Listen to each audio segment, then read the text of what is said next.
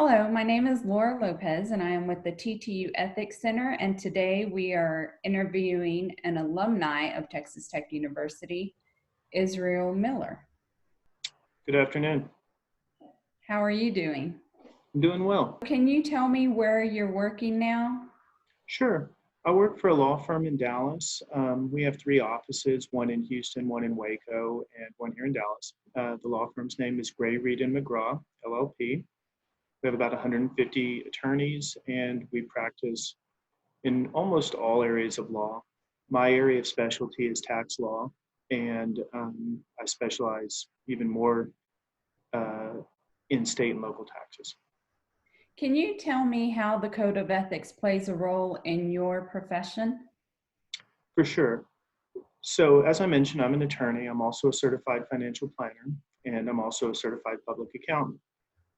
And the issuer of each of these licenses and certificates has its own rules of professional conduct, which apply ethical theories to real life situations. And so ethics is a huge part of everything I do. How important is ethics in your profession? As I was saying, each of the professions that I'm in self-regulates the professional conduct of its members. And so this means the members of the profession are judged by their peers. For example, today, I was on a conference earlier this morning. I serve on the District 6 Panel 3 of the State Bar of Texas Grievance Committee. And that panel is made up of 4 attorneys and 2 non-attorneys who hear complaints against attorneys in Dallas. And they have these set up throughout the state for all the local communities. Anyone can file a complaint against an attorney and point out that that attorney has violated the rules of professional conduct. The panel that I'm on and the others across the state listen to the evidence presented by both parties and determine whether any of the rules of professional conduct for attorneys have been broken. And if they violated any of the rules, then the panel decides what kind of sanctions are appropriate. And that can range from simply dismissing the case because there was nothing there to disbarment. And most of the time, I would say it's falls in the range of public or private reprimand. So it is a verbal, sometimes it's they're in writing, sometimes they're also verbal warning to the attorney that they need to adjust their behavior. The purpose of these panels is to avoid having other people implement attorneys' rules for them.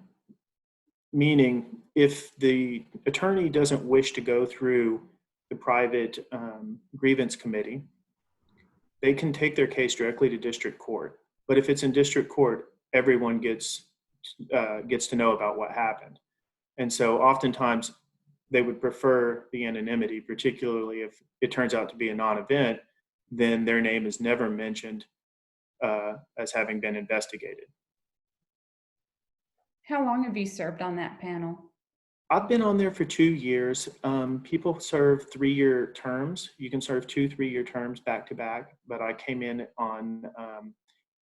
a year into someone else's term, and so I finished their term. And I will be coming off at the end of June. So what is something that you've taken away from serving on this board? One of the interesting things that I learned while serving on this is how valuable it is to have the non-member members of the panel. So as I mentioned earlier, there's 4 attorneys and there's 2 non-attorneys on the panel.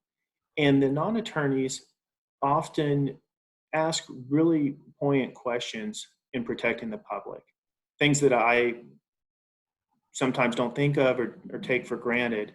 They're able to refocus on how does it actually help or hurt the public what we're doing. Another thing that I see is people taking shortcuts in ethics because they put themselves into a financial bind. The number one reason people get in trouble is failing to communicate with their clients or taking money from their clients that they aren't entitled to. And both of these come from someone who's got too much going on and can't focus on the actual service that they're supposed to be providing. What is the ethical transparency for attorneys towards their client? There's a long list, but basically we have a fiduciary duty to our clients. It's the same for accountants. It's the same for certified financial planners, which is to put our client's interest above our own. So if there's ever a conflict between me and my client, I have to go with my client. A common example is if I think that something's going to be expensive, I still have to make sure that I offer a cheaper alternative. May not be the best alternative, but the client has to know all the alternatives that were available to them. The same thing happens on a settlement. So if we're working through a problem with an opposing party, sometimes in my case, it's usually the Texas comptroller. The comptroller offers a settlement. Maybe the settlement isn't a great settlement. Maybe the client is going to reject it, and I already know that. But I still have to present every settlement to my client and allow them to make the decision. How may an ethics center be of value to the learning community?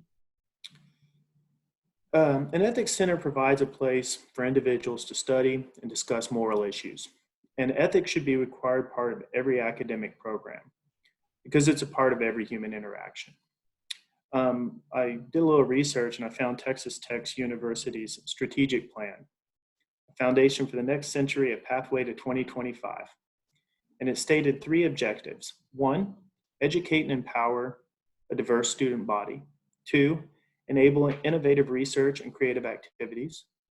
And 3, transform lives and communities through strategic outreach and engaged scholarship.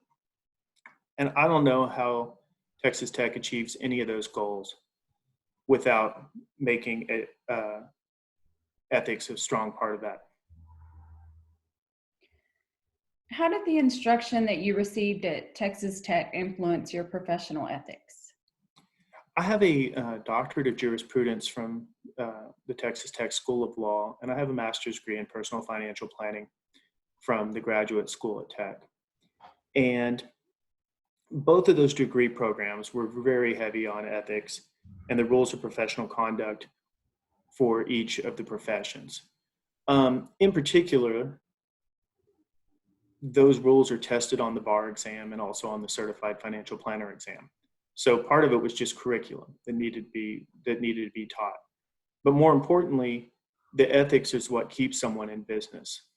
And part of becoming a meaningful contributor to society is knowing the rules that we've agreed to abide by and agreeing to do that despite whatever financial problems it causes for us. What role may ethics have as the world transforms from chaos? I'm not sure if I agree with the premise of this question that the world's in chaos. I looked up chaos, and chaos is a complete disorder and confusion. And I believe, for the most part, humans around the world have adopted rules to organize themselves into functioning societies. The lack of toilet paper on the store shelves is not chaos.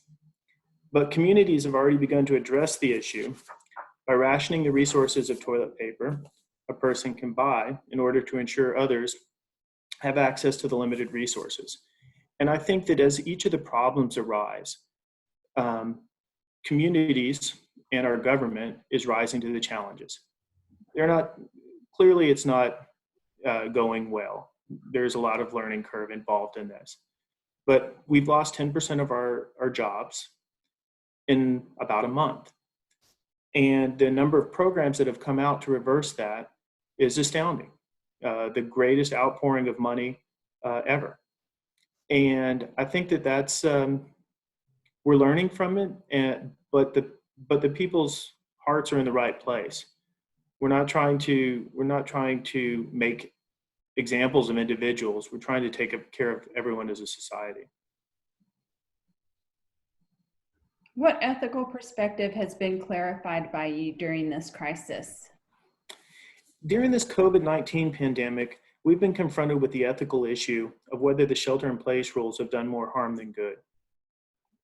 And on March 23rd, 2020, Dan Patrick, Texas's Republic Lieutenant Governor, suggested that he and other grandparents would be willing to risk their health and even their lives in order for the United States to, quote, get back to work amid the coronavirus pandemic.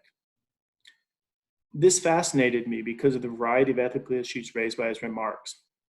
One, is the strength of our economy more important than the lives of our people? Two, are the elderly in our society of less value once they're no longer working? And three, how did we box ourselves into such a binary decision tree where it was us versus them? To me, there's so much more that can be done with this, and unfortunately, people are doing much more with this. The same people that we're willing to sacrifice because they're no longer working also tend to be really good consumers. And if they are not allowed, they're not around to buy, who do we have to work for anyway? Sometimes the short, fast answer isn't the best answer. And I think ethics gives us that opportunity to look at everyone's perspective and see how everyone's affected by it before we decide on a course of action. How has the shelter in place affected you in your profession? In my profession, shelter in place wasn't that difficult. I don't have to see clients usually, and most of the work I do from my office hasn't changed. A few specific things have changed. I do some estate planning. And one of the rules is that when a will is signed, you have to have two witnesses and a notary. And getting two witnesses and a notary and a husband and wife all in the same room is potentially dangerous. No one knows if they have COVID or not. Most people don't know if they have COVID or not. And so even though they may look perfectly healthy, I could be showing up to oversee the will signing and infect everyone in the room, or someone there who doesn't know that they're ill could infect me and everyone else in the room. Right.